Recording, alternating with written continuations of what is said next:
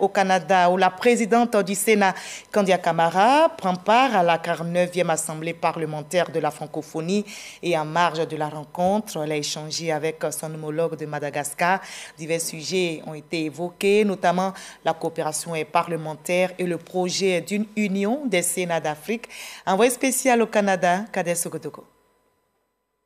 Poignée de main entre Kandia Kamisoko Camara, présidente du Sénat de Côte d'Ivoire, et Richard Valomanana, son homologue de Madagascar. Les deux personnalités échangent autour d'un projet porté par la Côte d'Ivoire, une sorte de réseau des Sénats d'Afrique, un cadre idéal de coopération parlementaire. Des échanges qui témoignent des bonnes relations entre la Côte d'Ivoire et Madagascar. Nous avons profité de l'occasion pour parler des relations excellentes entre nos deux pays, entre nos deux chefs d'État. J'ai évoqué avec M. le Président le souvenir de la visite mémorable que le président de Madagascar a effectuée en Côte d'Ivoire en 2023. Et nous avons profité de l'occasion aussi pour parler d'un projet. Un projet porté par le Sénat de Côte d'Ivoire et d'autres Sénats. C'est une très bonne initiative de mettre en place un groupe d'amitié ou une association ou autre là, Sénat de l'Afrique. Parce qu'on en a vraiment besoin.